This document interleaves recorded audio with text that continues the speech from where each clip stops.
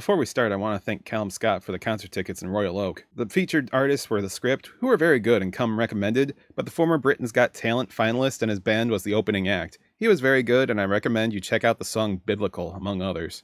You're a good soul, Calum, and I'm glad my sister could make your day with all that coffee at her shop.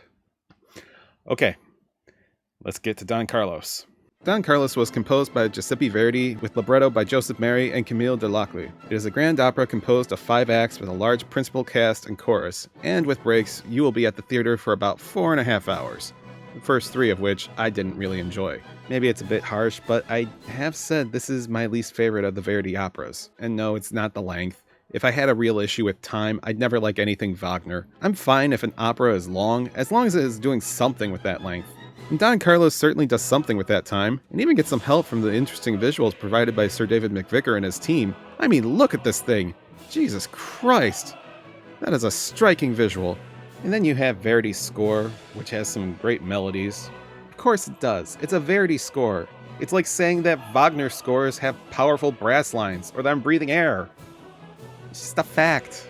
Then you have the singers. There were some excellent musicians involved with this production. Etienne Dupuis was an enjoyable Rodrigo, friend of Carlos and loyal swordsman of Philip II. Etienne hasn't had many performances compared to the rest of his male counterparts, but he has made the most of them.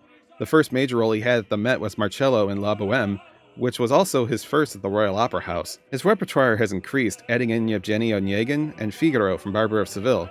He's also scheduled to play Don Giovanni in San Francisco, Count de Luna from Il Trovatore in Montreal, and Escamillo from Carmen in Paris. He was actually scheduled for a major role at the Met last year had COVID not cancelled the season. It was for a new opera called Dead Man Walking, composed by Jake Hagee with libretto by Terence McNally. It's based on the book by Sister Helen Prejean and her work as a spiritual advisor for death row inmates. It premiered in 2000 at the War Memorial in San Francisco and starred Susan Graham as Sister Helen. It even had J. Hunter Morris as a chaplain for the state penitentiary. J. Hunter Morris may have only had one major moment in his career, but he shows up when you least expect him. He was even in the world premiere cast for John Adams' Dr. Atomic, alongside Gerald Finley and Eric Owens, both of whom would be part of the Met cast in 2008. Anyways, it's unfortunate we didn't get Dead Man Walking last year, because we need more of that Etienne goodness. Jamie Barton was a fairly late replacement for Elena Garancha as the mischievous Eboli. Her performance may not have resonated with everyone at the beginning, but she seemed to find her form later on. Plus, she just seemed like she was having a lot of fun with this role. Also, congrats on the Grammy nomination for Unexpected Shadows. One other person I want to shine a light on here is Megui Zhang. She had a small role as Tybalt, but she was a joy in her small time on stage, acting as guard for Elizabeth early on, and playing off Eboli during the second act. I hope for good things for her as her career continues. Would have loved to hear the singers more, but unfortunately the mix seemed a bit off. I wonder if it was just the stream or if it was something in the house, because I was having trouble parsing out individuals and lines throughout. Also, who let the Joker in here? I'm pretty sure you wanted the Batman 2 theaters over. So with the excellent visuals and the good music, and even nothing really at fault with all who are cast in the roles, I guess it just comes down to story. I knew there was something not sitting right with me on this. Where to even begin? I guess let's talk about the real-life Don Carlos. Carlos, Prince of Asturias, was the son of King Philip II of Spain and Maria Manuela of Portugal, daughter of John III. In real life, he was originally betrothed to Elizabeth of France before she was to wed his father due to political reasons, was imprisoned by his father, and eventually died at a young age. These are all things that happen in both real life and in the opera. So where do things diverge? About 3 minutes in. Carlos wants to meet his future bride so much that he comes to France on his own and meets Elizabeth, where the two have mutual feelings for one another. But it ends fairly quickly as she becomes Philip's bride instead. Carlos is heartbroken and laments losing his love. And he keeps going like this for several hours. Forget about Prince, Carlos is a damn drama king. Matthew Polenzani is an excellent tenor. Seriously, go watch his performances in Le Lycée d'Amour to see some great work. I don't know if the guy is capable of a bad performance, but he wasn't given any favors. The role doesn't really have any feature moments, so no strong arias for him like the other characters, and the role just feels like it was written to have audiences hoot and holler over the tale. Historians will tell you there was nothing romantic about Carlos and Elizabeth's relationship. It was said to have been warm and friendly, and while Carlos was said to have progressively bizarre behavior, he was apparently kind and gentle to his stepmom. But no, let's do the tabloid thing and say they wanted to bang. I've heard of yellow journalism, but yellow opera? I know it's only based on the real life Carlos and Elizabeth, but this feels about as based in real life as Anchorman was based on the career of Mort Krim. Better luck next time, Laredo. Class dismissed. Could you tell why I felt like I needed the palate cleanser of Anything Goes after watching this? That was so good, even if some of the jokes felt a bit cringe. Anything Goes is a musical by Cole Porter with book by Guy Bolton, P.G. Woodhouse, Howard Lindsay, and Russell Cruz. Originally debuting in 1934, the show has been edited for recent revivals, starting in 1987 with John Weidman and Timothy Cruz revising the book. Whether the original or revival, the story follows the antics aboard the SS American, with singer Reno Sweeney, Wall Street broker turned stowaway Billy Crocker, and the disguised gangster Moonface Martin. The dancing sequences were incredible to watch, the visual gags were fun.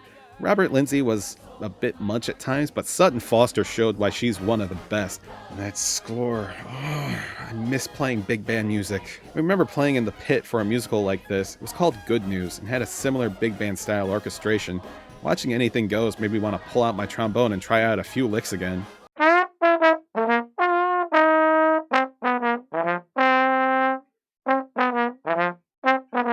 Anyways, I highly recommend Anything Goes, especially if you need a pick-me-up. If you like this video, be sure to hit the like button below, it really helps with the algorithm. Also, be sure to check out Biblical by Calum Scott. I'll talk to you guys later. Take care.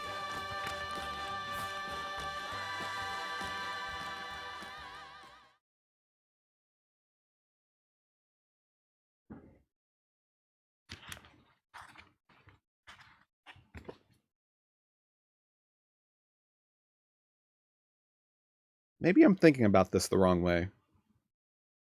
Yeah, I hated Carlos, but once he was out of the opera, I actually started enjoying myself. Maybe the problem I have was the focus was on the wrong character.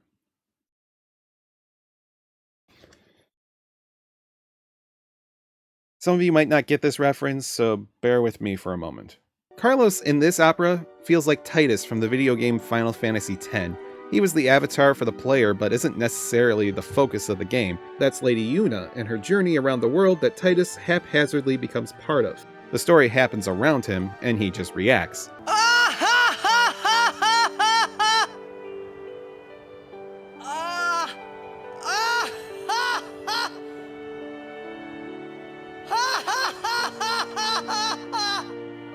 You probably shouldn't laugh anymore. Actually, you could also do the same for Final Fantasy XII as well. Vaan is the main character, but it's the Dalmascan princess Ashe that has the main story, as she fights to take back her land after her dad and husband were both killed in an invasion. So maybe adjusting who the main character is could actually make this better. Now I know just the character.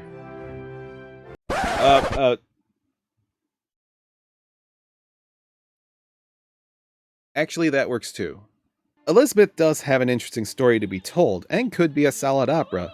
Being initially betrothed to Edward VI of England before he died, marrying and even falling for Philip II of Spain, her relationship with the princes of the Spanish court, including Carlos, and not the scandalous one we have here, and her eventual death due to a miscarriage. There's a full story here. Grand Opera 4 to 5 act story? I'll let you decide. While I'm here, I do want to give credit to Sonia Yancheva. I thought she had a fine performance. There were some points early on that seemed a bit rough, but she sounded like she got better as the opera went on. Maybe she's someone that can change things up as the opera keeps going. And since there's 4 hours, she has plenty of time to change and adapt. Maybe I'm not giving enough credit to her development, as my favorite performance of hers, Louisa Miller, was only 4 years ago. Perhaps she has improved during that time to be even better, especially in Verdi operas. Maybe she just needs a 4-hour warm-up. Maybe I have Stockholm Syndrome. Maybe I need to see a therapist. Actually, the character I was thinking of was Philip II. He seems to have the most interesting character of this entire opera. He's twice widowed, has a young bride the same age as his oldest son, has a loyal swordsman who wants him to help those in Flanders, whom he is openly hostile to, has to deal with an unstable son, and appears to be heavily influenced by the Grand Inquisitor. Although, with how gregarious he is, I can see why. The Inquisition! Inquisition. What a show, the Inquisition. Here we go. Then again, John Relia always seems like he's adding something comedic to his roles, intentionally or otherwise. Also, in my look at the next season, I may have confused the Inquisitor for the Holy Roman Emperor. My bad. Still think his scenes belong in a comedy. In the end, Carlos dies, and I don't mind the fact that Verity has the king kill his son. It still plays on the strange relationship they had in real life. Plus, it shows that even the prince didn't expect the Spanish Inquisition. This could have easily worked with the casting too. I thought Eric Owens did a great job, another performer that just doesn't seem to have a bad performance. The guy is an incredible talent, and I'm glad he's having such a prolific career. Unfortunately, the Philip-led opera is all a pipe dream. We have what we have, and what we have feels like the whole is lesser than the sum of its parts. And I should clarify something here.